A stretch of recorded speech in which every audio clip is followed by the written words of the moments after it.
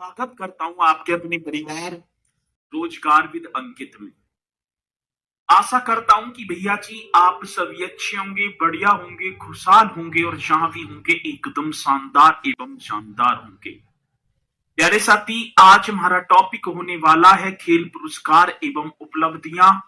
जो कि मैं बात करूं तो अपने में बहुत ही इंपोर्टेंट टॉपिक होगा खेल पुरस्कार एवं उपलब्धियां। तो एक बार जोरदार तरीके से मेरे साथी आगाज कर देंगे इस कक्षा का और बता देंगे कि भैया जी अब हम तो जुड़ चुके हैं और कृपया करके इस सेशन को स्टार्ट कर दिया जाए। शिवम पाल जी मेरे साथ में हैं, सचिन कुमार जी, मालती जी, अब्दुल भी हमारे साथ हैं, मोहित कुमार, रंजना, राम सेवक जी। देख पाऊं तो बहुत ही ठीक है। निखिलेश यदुवंशी जी विसौली से भी मेरे साथ जुड़ चुके हैं, दीप नारायण उपाध्याय जी। और सर आज होगा खेल पुरस्कार एवं उपलब्धियों का खात्मा, स्पोर्ट्स अवार्ड एंड अचीवमेंट बात जो कि हमें टॉपिक दे रखा है और आप सभी को पता भी है। ये टॉपिक आज देखो वर्तमान की अवस्थिति को देखते हुए तो उत्तर प्रदेश में खेल के माध्यम से मेरे साथी प्रदेश को बुलंदियों पर ले जा रहे हैं। तो चलते हैं आज खेल पुरस्कार एवं उपलब्धियां। साथी उत्तर प्रदेश क्वेश्चन आ ही जाता है कि उत्तर प्रदेश खेल एक परिषद क्योंकि मतलब कि स्थापना 1955 से 1956 में की जाती है और क्यों खेलों को प्रोत्साहन देने के उद्देश्य से। तो चलो बहुत बढ़िया, सभी यहां पर जुड़ जाएंगे और भैया जी करेंगे। भैया मैं करता हूं स्टार्ट अपने इस टॉपिक को। हेडिंग डली हुई है उत्तर प्रदेश राज्य खेल कूद परिषद का गठन। अभी हाल फिलहाल में क्वेश्चन पूछ लिया जाए कि उत्तर प्रदेश राज्य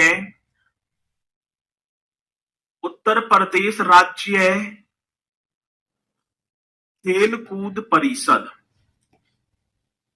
कौन सी परिषद की बात है? तो सर जी खेल कूद परिषद ये लिख देना। तो उत्तर प्रदेश राज्य खेल कूद परिषद का जो गठन है, गठन आप लिख देना ये कब होता है? सर उत्तर प्रदेश राज्य खेलकूद परिषद का उद्देश्य मतलब कि और उद्देश्य क्या है? खेलों को प्रोत्साहन देने के उद्देश्य से। सर इसकी जो स्थापना आएगी तो वो आ जाएगी 1955 1956 एकदम राइट। और किस ऑब्जेक्ट किस उद्देश्य से, ये भी तो क्वेश्चन है सर।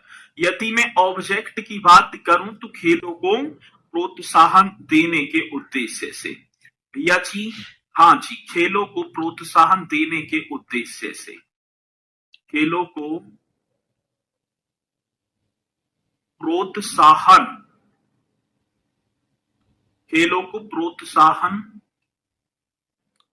देने के उद्देश्य से, खेलों को प्रोत्साहन देने के उद्देश्य से। तो किसकी स्थापना की जाती है? उत्तर प्रदेश राज्य खेलकूद परिषद की। और कब की जाती है तो आप बताएंगे सर जी? हाँ एप्लीकेशन में दिक्कत आ गई थी लेकिन अब सही है। कब की जाती है? तो सर आप राइट कर देना 1955 और 1956 में। धीरे धीरे चीजें बढ़ती हैं, परिवर्तन प्रकृति का नियम है। सर इस जो है खेलकूद परिषद जो है ये क्रीड़ा जो परिषद है इसे खेल निदेशालय में बना दिया गया। उत्तर प्रदेश क्रीड़ा परिषद का अधिकरण करके मतलब लिख देना है। इस किसकी बात है? उत्तर प्रदेश, यही होगा ना, क्रीड़ा परिषद, खेल कूद की तो बात होगी। क्रीड़ा परिषद का अधिकरण किया, परिषद का क्या? तो भैया जी अधिग्रहण करके मतलब इसे मर्ज कर दिया। अधिग्रहण कर साथी एक खेल निदेशालय की स्थापना कर दी जाती है। कर किसकी? तो खेल निदेशालय। बहुत बेहतरीन क्वेश्चन, खेल निदेशालय की स्थापना की गई। खेल निदेशालय की स्थापना, राइट, आप सभी को कर देना। और ये स्थापना मेरे साथी 1975 से 1974 और 1975 में। आगे बात समझ में, चलो जी। तो क्वेश्चन पूछा जाता है कि उत्तर प्रदेश क्रीड़ा परिषद का अधिग्रहण कर खेल निदेशालय, उत्तर प्रदेश खेल निदेशालय की स्थापना ये कब की जाती है? तो सर जी 1974-75 में। बहुत मूल्यवान क्वेश्चन है। आगे बात समझ में ना जी सर जी, ठीक है। तो ये पॉइंट भी क्लास बहुत मुश्किल से चली है। अच्छा, एक साथ दो क्लास चल रही है, बताइए कौन कौन सी चल रही है? एक साथ दो क्लास कौन सी चल रही है? एक सेकंड रुकेंगे बस।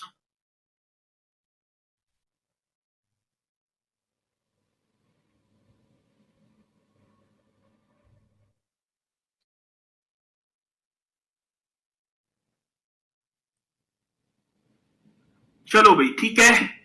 तो ये आप बताएंगे, ठीक है। अब चेक करा लेते हैं। अब एक हेडिंग, अब देखो क्वेश्चन आता है, उत्तर प्रदेश खेल निदेशालय के जो मुख्यालय की बात आई, सर इसका जो मुख्यालय, मतलब कि मुख्यालय हमसे पूछा गया तो हम लिख देंगे मुख्यालय। और सर ये मुख्यालय आपका बन जाएगा लखनऊ में। ये मुख्यालय कहां बन जाएगा? तो सर आप राइट कर देना लखनऊ। आगे बात सुन में, तो खेल निदेशालय का मुख्यालय भैया जी, ठीक है, सीजीएल वाली चल रही है।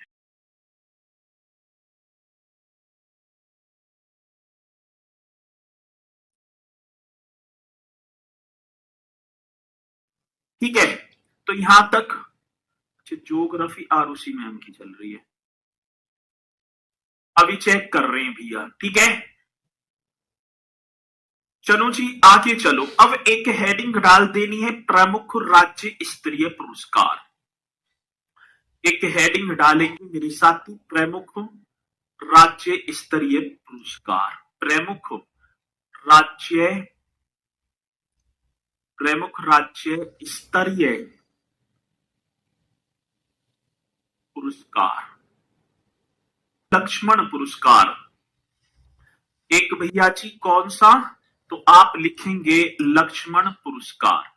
एक हेडिंग तो आप डाल देना लक्ष्मण पुरस्कार की। चलो जी, मैंने हेडिंग डाल दी। और एक मेरे साथी एक पुरस्कार आ जाता है रानी लक्ष्मीबाई पुरस्कार।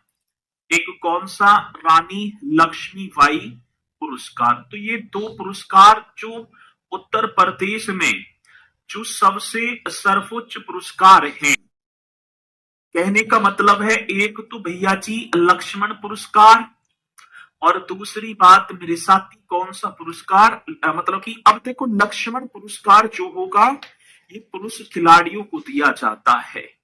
कौन सी खिलाड़ी? तो सर जी पुरुष खिलाड़ी, जो पुरुष खिलाड़ी होंगे उन्हें भैया कौन सा? तो आप बताएंगे लक्ष्मण पुरस्कार।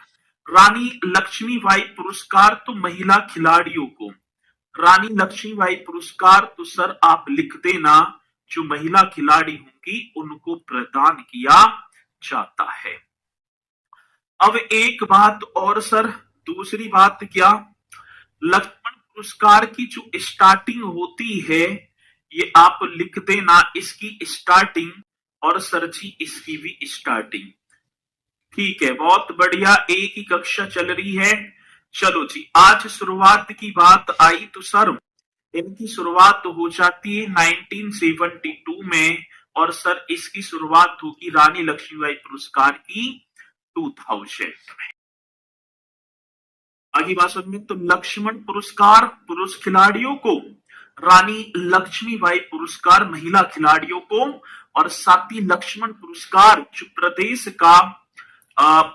का सर्वोच्च पुरस्कार है, मतलब खेल पुरस्कार है।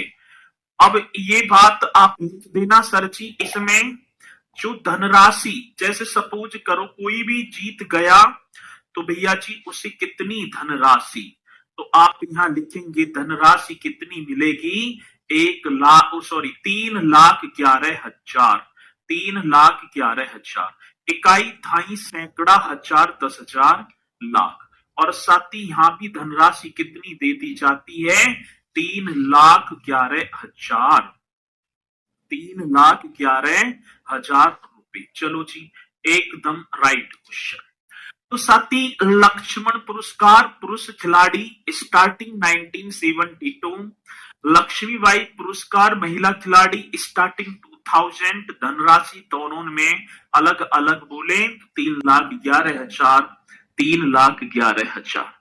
सर ये किस खेल में मिलता है, जितने वर भी खेल हैं, ठीक है, कोई सा भी खेल सही, ऐसा नहीं है कि क्रिकेट में दिया जाएगा, लेकिन इसकी जो पात्रता, अब इन्हें यदि आप प्राप्त करना चाहते हैं, आपकी पात्रता क्या होनी चाहिए। पहली बात, पात्रता मतलब कि नियम होता है, खिलाड़ी पहली बात मूल रूप से उत्तर प्रदेश का होना चाहिए। पहली बात क्या होगी, पहली बात खिलाड़ी, हाँ सर जी, खिलाड़ी जो होगा ना, खिलाड़ी मूल रूप से, इससे भैया जी मूल रूप से उत्तर प्रदेश का होना चाहिए।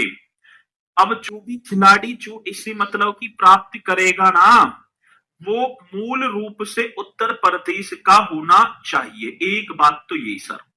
हाँ सर, दूसरी बात, पिछले 3 वर्षों से लगातार राज्य की टीम का हिस्सा रहा हो, एक तो बात ये होगी। और भैया जी पिछले मतलब कि 3 वर्षों से, इसकी बात कह रहे हैं, पिछले 3 वर्षों से ये क्वेश्चन होगा। पिछले जो 3 वर्षों से लगातार, ये कर देना सर जी, पिछले 3 वर्षों से लगातार राज्य टीम का हिस्सा होना चाहिए। राज्य की जो टीम है, राज्य की टीम का हिस्सा होना चाहिए। ऐसा नहीं है कि आप जो है आए और 1 महीना में अपने जो है बढ़िया सा प्रदर्शन किया और जो है ले गए, नहीं। ये पुरस्कार किसे मिलेगा, खिलाड़ी जो है मूल रूप से राज्य का होना चाहिए। और सर दूसरी बात, पिछले 3 वर्षों से लगातार राज्य की टीम का हिस्सा होना चाहिए, ये उसी को मिलेगा। और कितनी श्रेणियों में दिया जाता है, 3 श्रेणी। इसके लिए भैया जी अब हमसे पूछी गई कि इसके लिए कितनी श्रेणी होती है, अब 3 श्रेणी होंगी। और 3 श्रेणियों में एक सामान्य श्रेणी, जिसे हम जनरल बोलेंगे। पहली बात तो भैया आप लिख देना सामान्य, इस सामान्य श्रेणी में दिया जाता है। एक तो कौन सा, सामान्य श्रेणी, बहुत बढ़िया। दूसरी बात साथी वेटरन, दूसरी बात आप कर देना वेटरन श्रेणी। और तीसरी भैया जी दिव्यांग श्रेणी, ठीक है, तीसरा कौन सा, दिव्यांग श्रेणी। तो ये आप जो है दिव्यांग श्रेणी, तो ये पुरस्कार जो है ना, ये जो पुरस्कार दिए जाएंगे मेरे साथी 3 श्रेणियों में। एसएससी जीडी में ओवर एज हो गया हूं, यूपी पुलिस में ओवर एज हो गया हूं, अगर मैं दोबारा 10th कर लूं तो करो भैया। वैसे आप होमगार्ड की तैयारी करो, क्योंकि यहां में है उम्र, ठीक है। और कॉपी पेस्ट ज्यादा ना करेंगे तो बढ़िया होगा, ठीक है। अब एक और बात भैया जी, एक बात क्या हो गई, ये तो कंप्लीट हो गया ना। अब लक्ष्मण पुरस्कार की बात होती है 23-24 का, 23-24 का जो लक्ष्मण पुरस्कार है, और रानी लक्ष्मीबाई पुरस्कार वो 25 में दिए गए थे, ठीक है ना। तो आप एक हेडिंग डाल पा रहे होंगे मेरे साथी, लक्ष्मण पुरस्कार 2023-24। और ये दिए कब गए हैं पता है ना, लक्ष्मण पुरस्कार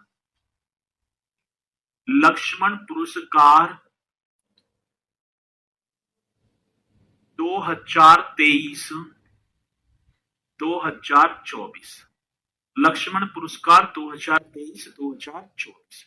और भैया जी दिए कब गए हैं, 25 में दिए गए हैं, ठीक है। अब आपको मैंने बताया होगा कि अब वो यागी ना उपलब्धियां, ठीक है ना। अब वो आ गई ना बात उपलब्धियां। अब उपलब्धियों के लिए लक्ष्मण पुरस्कार 23-24 का, अब 24-25 का 26 में देंगे। तो एक खिलाड़ी थे प्रदीप कुमार मेरे साथी, जो कि गाजियाबाद की रहने वाले थे। एक नाम आपने पढ़ा होगा प्रदीप कुमार, और ये प्रदीप कुमार, इन्हें भैया जी ये पुरस्कार मिला है। प्रदीप कुमार गाजियाबाद के निवासी, हाँ सर, कहाँ के, गाजियाबाद के रहने वाले थे प्रदीप कुमार। और इन्हें पैरा एथलेटिक्स में, भैया जी इनका जो खेल होगा ना, इनका खेल था पैरा पैरा एथलेटिक्स। बहुत बेहतरीन, एथलेटिक्स मतलब एथलेटिक्स हम बोलेंगे, इनका खेल होगा पैरा एथलेटिक्स। ये क्वेश्चन होगा मेरे साथी, पैरा एथलेटिक्स। प्रदीप कुमार जो गाजियाबाद के रहने वाले थे, इन्हें लक्ष्मण पुरस्कार 2023-24 प्रदान किया गया। एक और थे सर जी रवि सूर्यवंशी, एक और बताएंगे भैया जी, दूसरा नाम था रवि सूर्यवंशी। एक और सेकंड नाम मेरे भैया जी रवि सूर्यवंशी। और ये आपके कहां के रहने वाले थे, ये भैया जी मेरठ के, रवि सूर्यवंशी मेरठ के। और सर इन्हें, इनका जो खेल था वुशु। अब बताइए वुशु क्या होता है। ठीक है, तो इन दोनों को भैया जी क्या क्या मिला है, लक्ष्मण पुरस्कार। अब बात आती रानी लक्ष्मीबाई पुरस्कार 2023-24। सर जी एक और पुरस्कार आप लिखेंगे, रानी लक्ष्मीबाई पुरस्कार, रानी लक्ष्मीबाई, रानी लक्ष्मीबाई, ठीक है, पुरस्कार इस तरीके से कर देना, रानी लक्ष्मीबाई पुरस्कार 2023-24, 2023-24 में। सर रानी लक्ष्मीबाई पुरस्कार 2023-24, अब ये 25 में मिले हैं वैसे तो। अब इसमें खिलाड़ी हम देखें तो एक नाम था प्रीति पाल जी का, एक नाम मेरे साथी प्रीति पाल, एक नाम क्या होगा प्रीति पाल। ये आपकी मुजफ्फरनगर की रहने वाली थी। ये कहां की सर जी, मुजफ्फरनगर। ये भी आप राइट कर देना। और प्रीति पाल को कौन सा खेल होगा, पैरा एथलेटिक्स, इनका खेल होगा पैरा एथलेटिक्स। चलो जी एकदम राइट क्वेश्चन। हाँ सर एक नाम और आप करेंगे, अरीवा खान। हाँ सर जी कौन सा, अरीवा खान। एक नाम और मेरे साथी अरीवा खान, जो कि अलीगढ़ की रहने वाली थी। ठीक है, अलीगढ़ की भैया जी। और इनका जो खेल होगा वो होगा शूटिंग, वो होगा क्या, शूटिंग। अब ये पॉइंट बड़े बेहतरीन है। तो रानी लक्ष्मीबाई पुरस्कार 23-24, सर जी कौन सा, रानी, सर जी लक्ष्मण पुरस्कार किसको मिला था, प्रदीप कुमार गाजियाबाद के खिलाड़ी थे जो कि पैरा एथलेटिक्स, रवि सूर्यवंशी, इन दोनों को मिला था लक्ष्मण पुरस्कार 23-24। और रानी लक्ष्मीबाई पुरस्कार, अब जो लक्ष्मण पुरस्कार इसकी शुरुआत 1972 में हुई थी। 3,11,000 रुपए की धनराशि दी जाती है, और प्रशस्ति पत्र और लक्ष्मण जी की एक प्रतिमा। और रानी लक्ष्मीबाई में भी सेम यही कंडीशन होगी, रानी लक्ष्मीबाई जी का एक प्रतिमा होगी, 3,11,000 रुपए धनराशि। ये पुरस्कार 2000 में शुरू हुआ और 23-24 में इन्हें मिला, 23-24 में इन्हें ये मिला। ये कहना चाह रहा था मैं, ये बात आपकी समझ में आ गई होगी। और इसी के साथ मेरे साथी मैं आगे चलता हूं। एक और जो है नाम, एक आ जाता है मेजर ध्यानचंद खेल रत्न पुरस्कार, जो भारत का सबसे बड़ा पुरस्कार है। जो भारत का क्या मेरे भैया जी सबसे बड़ा पुरस्कार है, उसका नाम है मेजर ध्यानचंद। सर आप जो पढ़ा रहे हैं हम उसे याद भी कर रहे हैं, लेकिन टेस्ट लगा रहे हैं तो उसमें आपका नए अभी पहले कोर्स कंप्लीट हो दो, ठीक है, और मॉक टेस्ट में देख लूंगा। चलो भाई, अब क्वेश्चन पूछा गया मेरे साथी, मेजर ध्यानचंद एक पुरस्कार और आया भैया जी, कौन सा, मेजर ध्यानचंद खेल रत्न पुरस्कार ये भारत का सर्वोच्च खेल रत्न पुरस्कार है, सबसे बड़ा। ये भारत सरकार के द्वारा ही प्रदान किया जाता है। तो मेजर ध्यानचंद खेल रत्न पुरस्कार मेरे साथी 2024 का जो दिया गया था वो थे उत्तर प्रदेश के एक खिलाड़ी थे जिनका नाम था प्रवीण कुमार। और ये प्रवीण कुमार जो थे इनका खेल था पैरा एथलेटिक्स। हाँ सर जी, कौन सा? Para athletics. ऐसे आप सभी को कर देना है। बहुत बढ़िया सर जी, राइट कर देना। मेजर ध्यानचंद खेल रत्न पुरस्कार मेरे साथी 2024 और इनका खेल होगा पैरा एथलेटिक्स। एक अर्जुन पुरस्कार 2024 भी मिला सर जी, कौन सा? एक पुरस्कार, और ये उत्तर प्रदेश के खिलाड़ी बताए मैंने। अर्जुन पुरस्कार ये भी आप सभी को लिख देना है। अर्जुन पुरस्कार भैया जी 2024, राइट करो, एकदम करेक्ट। अर्जुन पुरस्कार 2024। अन्नू रानी, हाँ सर, ये उत्तर प्रदेश की खिलाड़ी थी अन्नू रानी, और जिन्हें भैया जी भाला फेंक के लिए अन्नू रानी, और अन्नू रानी को कौन से मतलब कि भाला फेंक के लिए पुरस्कार दिया गया। ठीक है, कौन सा अर्जुन पुरस्कार की बात है। दूसरे व्यक्ति थे अभय सिंह। ठीक है, मतलब खिलाड़ी थे अभय सिंह, नाम आपने सुना होगा, और मतलब इनका था स्क्वैश खिलाड़ी ये बन जाएंगे। हाँ सर जी, और क्या।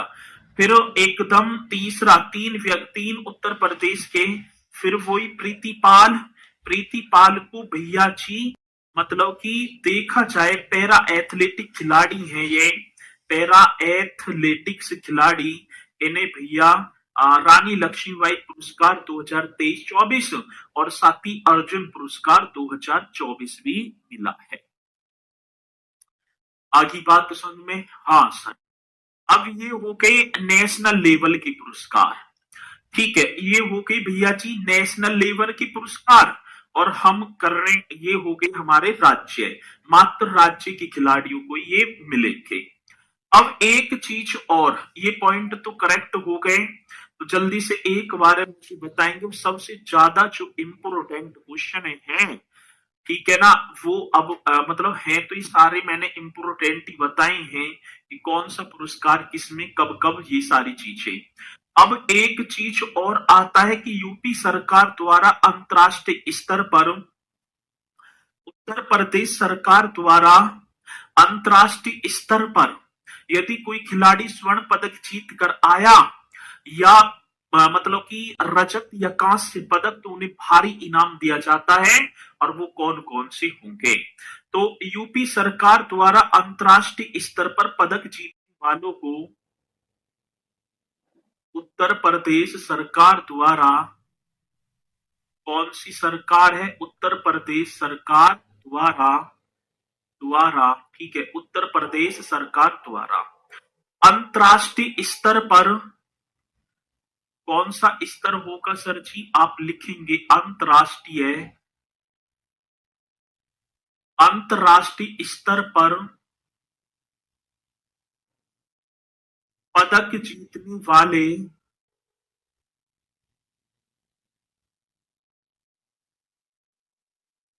खिलाड़ियों को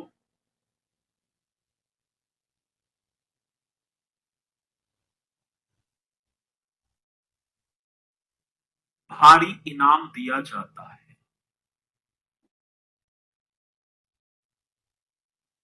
अब वो भारी इनाम कौन सा होगा, तो अब देखो भैया जी, अब एक बार है तो आप पहले तो इस तरीके से करेंगे।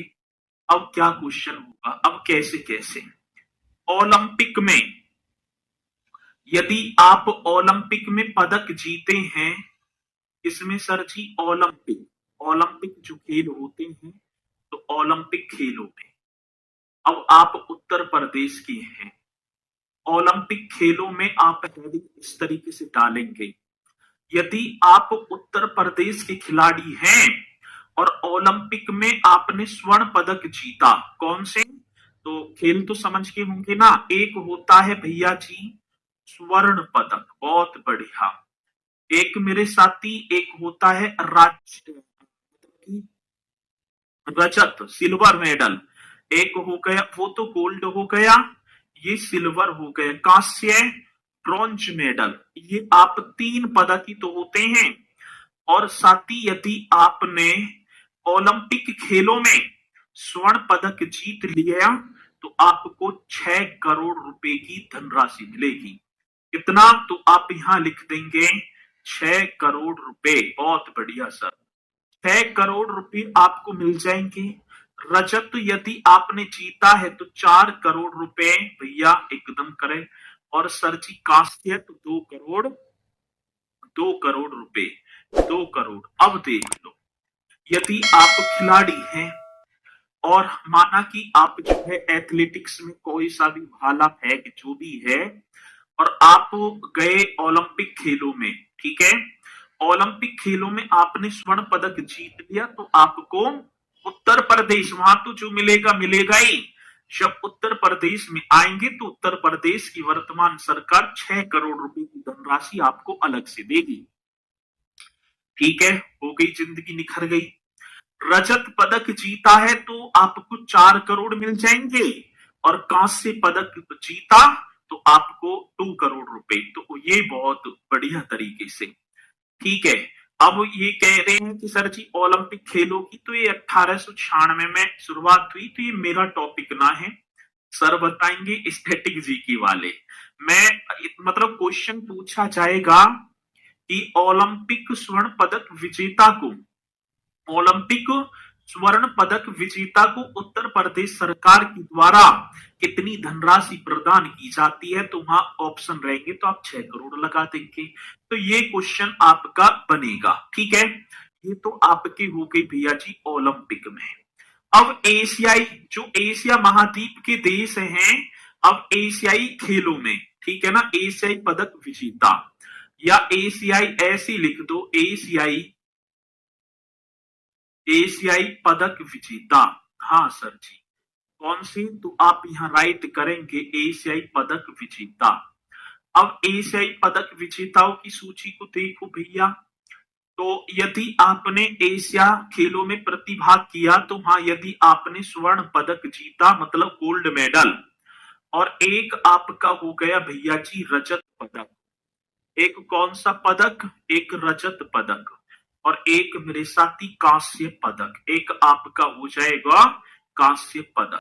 अब ये यदि आपने पदक जीते हैं तो स्वर्ण पदक यदि आपने जीता तो आपको मिलेंगे 3 करोड़ रुपए, उत्तर प्रदेश सरकार देगी। ठीक है, रजत जीत लिया तो 1.5 करोड़ रुपए।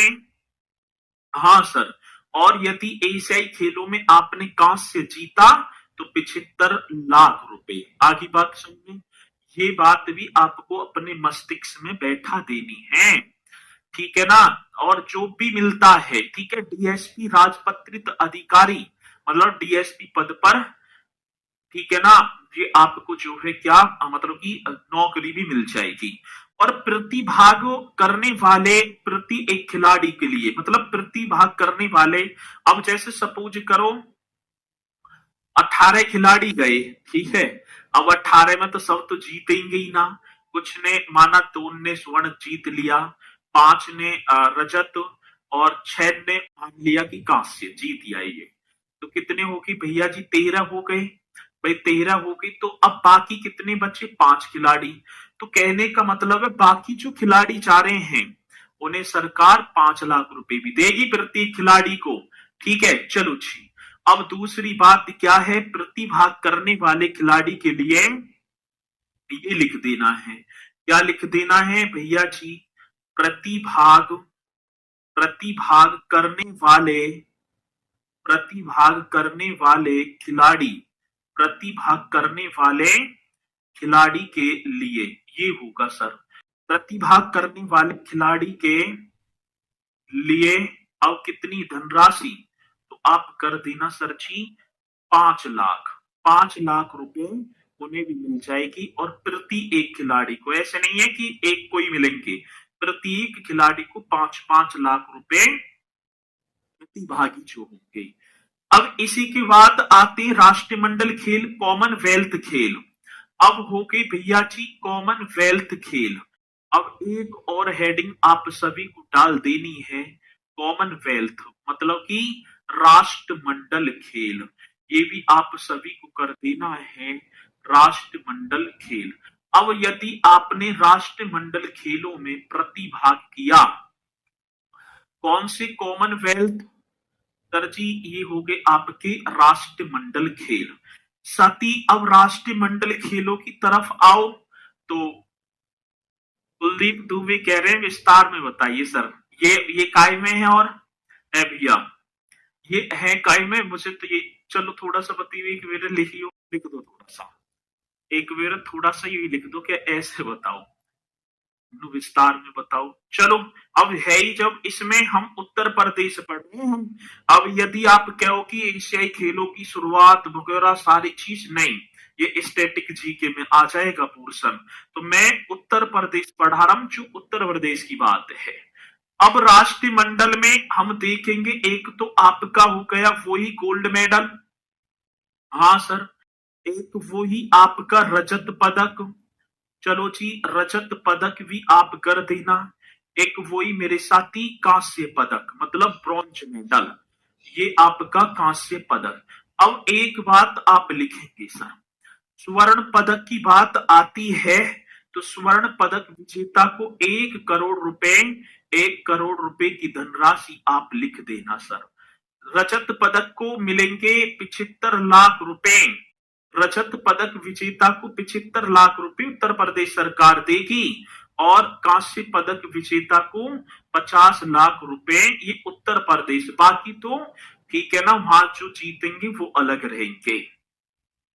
ये तो मात्र उत्तर प्रदेश सरकार दे रही है, और प्रतिभाग करने वाले खिलाड़ी को 5 लाख रुपए। ठीक है, अब एक और बात भैया जी, ये हो गया प्रतिभाग करने वाले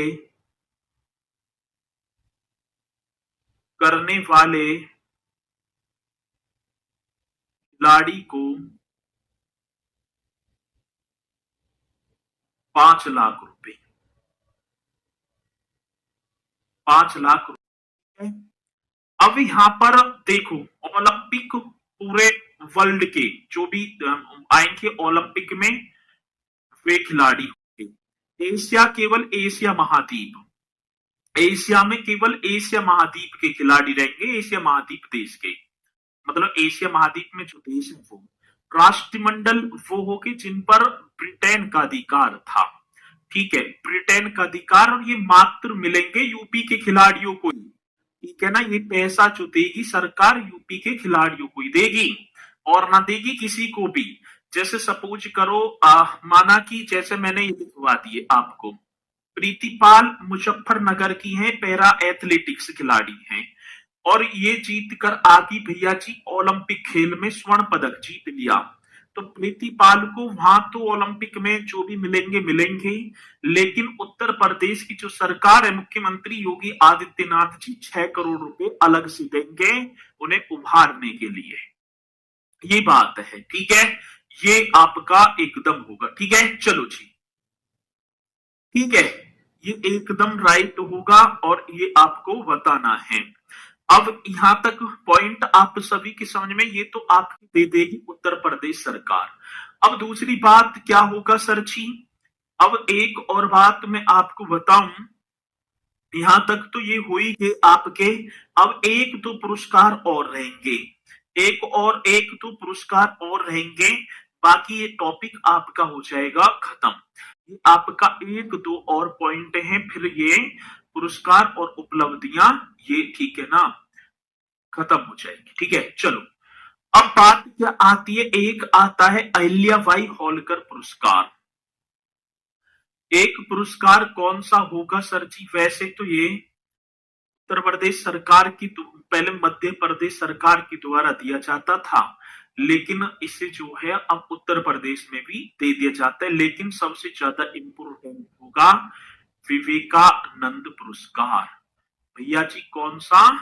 विवेकानंद पुरस्कार। ये आपको एक डाल देनी है, विवेकानंद पुरस्कार। सर ये अपने प्रदेश में विवेकानंद युवा पुरस्कार, माफी चाहूंगा, विवेकानंद युवा पुरस्कार। ये भी ठीक है ना, 12 जनवरी को प्रति एक वर्ष विवेकानंद जी की जयंती है ना, युवा दिवस भी मनाया जाता है, ये दिया जाता है। और इसमें जो पात्रता होगी, इसमें जो पात्रता किसे दिया जाएगा? 15 से 35 वर्ष के आयु की युवा को ही, ठीक है। 15 से 35 वर्ष के, 15 से 35 वर्ष की आयु की युवा, आयु वर्ग की युवा को, आयु वर्ग के युवा, ये होगा सर जी, ठीक है। ये पात्रता होगी। और इसमें जो धनराशि दी जाएगी वो मात्र भैया जी 50,000 रुपए के, ठीक है। कितने? तो आप लिख देना 50 के, समझ गए ना, 50 के का मतलब 50,000 के हजार नगद दिए जाएंगे, 50,000 नगद रुपए। स्वामी विवेकानंद जी की प्रतिमा एक आपको दे दी जाएगी भैया जी, स्वामी विवेकानंद जी की प्रतिमा, विवेकानंद जी की प्रतिमा, स्वामी विवेकानंद जी की प्रतिमा, एक ये हो जाएगा। और सर स्वामी विवेकानंद जी की प्रतिमा और इसी के साथ मेरे साथी पदक, प्रतिमा और सम्मान पत्र, और क्या हो जाएगा? सम्मान पत्र, ये आपके ये होगा, ठीक है। तो विवेकानंद युवा पुरस्कार भी हमारे प्रदेश में दिया जाता है। अब दूसरी बात, ये आपको रट देने, कॉमनवेल्थ एशियाई खेलों में और ओलंपिक खेलों में खिलाड़ियों को प्रदेश के मेजर ध्यानचंद खेल रत्न पुरस्कार 2024 खिलाड़ी विपिन कुमार पैरा और एथलेटिक्स थे। लक्ष्मण पुरस्कार, रानी लक्ष्मीबाई पुरस्कार,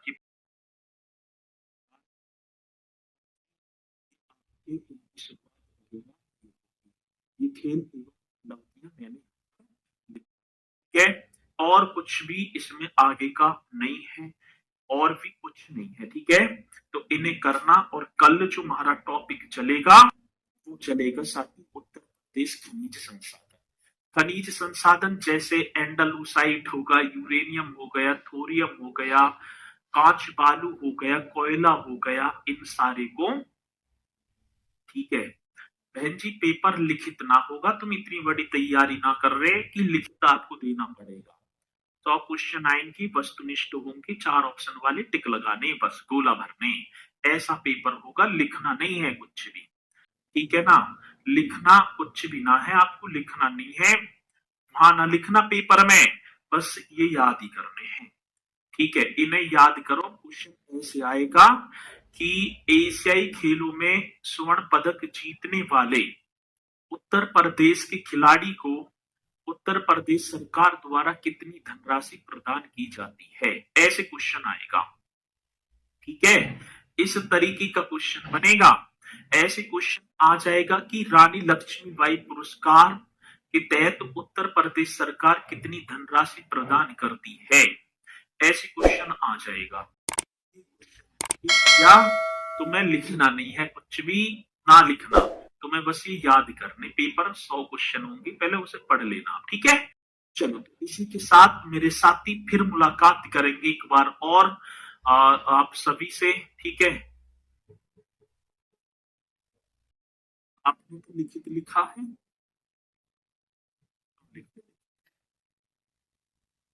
मैंने कहा लिखित लिख दिया, मैंने पेपर ना लिखा होगा, जहां भी कुछ लिखा होगा लिखित, वो पेपर के विषय में ना है, वो इस तरीके से।